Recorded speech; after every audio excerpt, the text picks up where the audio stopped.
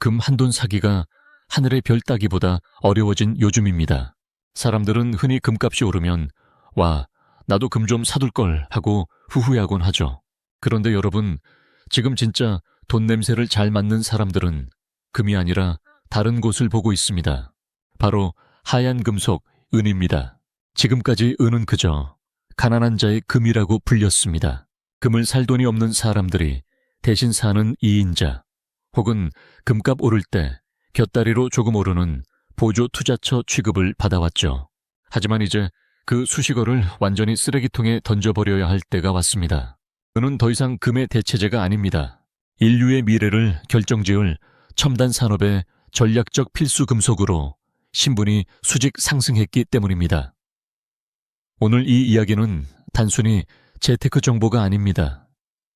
우리가 맞이할 미래 산업의 판도가 어떻게 뒤집히고 있는지, 그리고 왜 은값이 온스당 100달러를 넘어 200달러까지 거론되는지, 그 충격적인 내막을 아주 쉽게 그리고 아주 자세하게 파헤쳐 보겠습니다. 자, 일단 이 질문부터 시작해보죠. 대체 왜 지금 전 세계가 은에 미쳐 있는 걸까요? 여러분이 매일 손에서 놓지 않는 스마트폰, 집집마다 하나씩 있는 노트북, 그리고 요즘 도로에서 흔히 보이는 전기차. 이 모든 것들의 공통점이 뭘까요? 바로 은이 없으면 그냥 비싼 고철 덩어리에 불과하다는 겁니다. 은은 지구상에 존재하는 모든 금속 중에서 전기를 가장 잘 전달하는 성질, 즉 전기 전도율 1위입니다. 구리보다 훨씬 뛰어납니다. 그래서 아주 미세하고 정밀한 조작이 필요한 AI 반도체나 24시간 멈추지 않고 돌아가는 거대한 데이터 센터의 고성능 서버에는 무조건 은이 들어갑니다. 이 은이 없으면 전기가 흐르다가 열이 너무 많이 발생해서 기계가 타버리거나 속도가 느려지거든요. 그런데 여기서 진짜 메가톤급 폭탄이 하나 터집니다. 바로 전고체 배터리라는 녀석입니다. 최근 삼성 SDI를 비롯한 글로벌 기업들이 사활을 걸고 있는 전고체 배터리는 이른바 꿈의 배터리라고 불립니다. 지금 전기차의 최대 단점이 뭔가요? 겨울에 주행거리 짧아지고 가끔 불나면 끄기 힘들다는 거죠. 전고체 배터리는 이 문제를 한 방에 해결합니다. 한번 충전으로 서울에서 부산을 왕복하고도 남고 화재 위험도 거의 없죠. 그런데 이 꿈의 배터리를 만들려면 엄청난 양의 은이 필요합니다. 배터리 내부의 전기를 원활하게 흐르게 하기 위해 은탄소 나노층이라는 기술이 들어가는데 이게 핵심 중의 핵심입니다. 놀라지 마세요. 전고체 배터리를 탑재한 전기차 한 대를 만드는 데 들어가는 은의 양이 지금 돌아다니는 일반 전기차보다 최소 수십 배에서 많게는 50배까지 늘어납니다. 만약 우리가 타는 모든 차가 전고체 배터리로 바뀐다면 어떻게 될까요? 이건 단순히 수요가 조금 늘어나는 수준이 아니라 전 세계 은 시장 자체가 폭발해버리는 겁니다. 자, 그런데 세상 일이 참 묘하죠. 수요는 이렇게 미친 듯이 늘어나는데 공급은 오히려 뒷걸음질 치고 있습니다. 여기서 우리는 중국이라는 거대한 변수를 주목해야 합니다. 여러분, 전 세계에서 은을 가져다가 깨끗하게 정제해서 공급하는 일, 즉 재련의 60에서 70%를 어디서 하는 줄 아시나요? 바로 중국입니다. 전 세계 은 공급줄을 중국이 꽉 잡고 있다는 뜻이죠. 그런데 최근 중국이 아주 무서운 카드를 만지작거리기 시작했습니다. 은을 전략 광물로 지정하고 수출을 통제하려는 움직임을 보이고 있는 겁니다. 이건 마치 중동 국가들이 석유 밸브를 잠그는 오일 쇼크와 똑같은 파급력을 가집니다. 미국과 중국의 기술 전쟁이 치열해질수록 중국은 이 은이라는 무기를 흔들 겁니다. 우리 은 안 팔아. 너희 AI 서버 만들지 마. 전고체 배터리도 만들지 마. 이렇게 나오는 순간 어떻게 될까요? 전 세계 첨단 산업의 혈관이 막히는 겁니다. 공급은 꽉 막혔는데 전 세계 기업들은 은을 구하겠다고 돈다발을 들고 줄을 서는 상황. 경제학자들은 이를 두고 퍼펙트 스톰이 발생했다고 경고합니다. 말 그대로 거대한 폭풍이 몰려오고 있는 겁니다. 정말 어처구니 없는 사실은 이렇게 중요한 은이 지금까지 역사적으로 지독하게 저평가되어 왔다는 겁니다.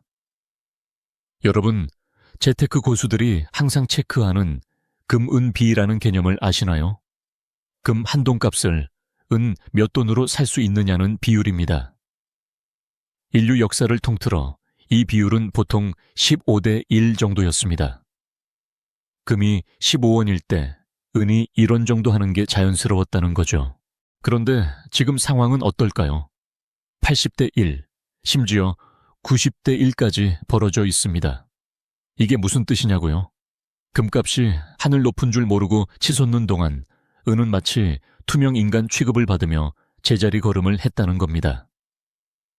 가치에 비해 가격이 너무 싸다는 거죠. 하지만 역사는 반복됩니다.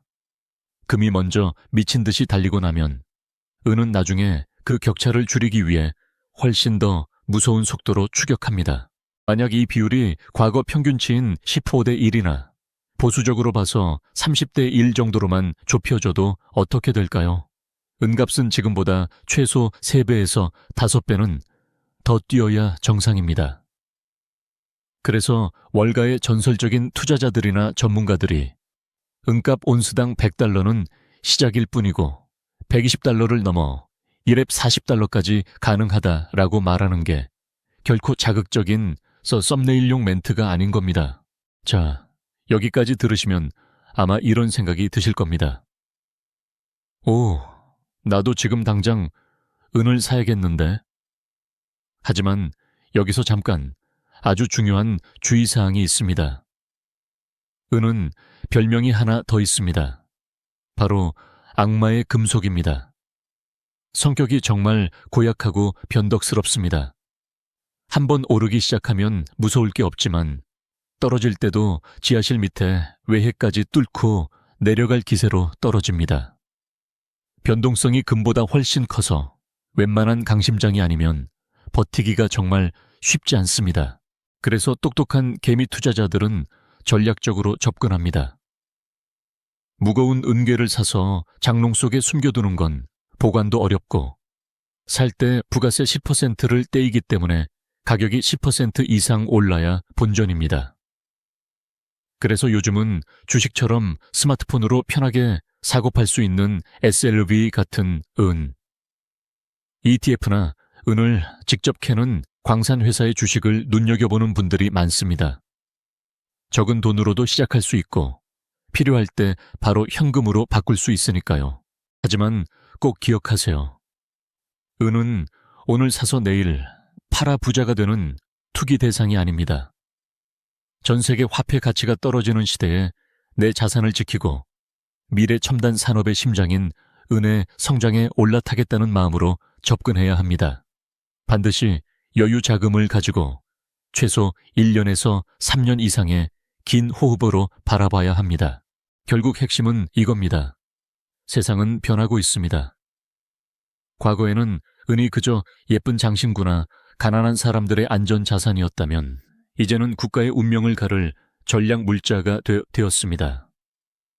누군가는 여전히 은이 무슨 돈이 돼, 금이나 사야지 라며 비웃겠지만 역사는 늘 모두가 외면하고 비웃을 때 진짜 기회를 선사했습니다.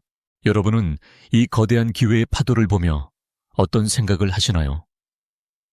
오늘 전해드린 은의 대방역 시나리오가 여러분의 경제적 해안을 넓히는데 조금이나마 도움이 되었기를 바랍니다. 세상의 흐름을 먼저 읽는 사람만이 기회를 잡을 수 있습니다. 오늘 이야기가 유익했다면 다음에는 더 흥미롭고 돈이 되는 주제로 찾아오겠습니다. 구독과 좋아요는 제가 더 깊이 있는 정보를 찾아오는데 큰 힘이 됩니다. 긴 영상 끝까지 시청해 주셔서 감사합니다.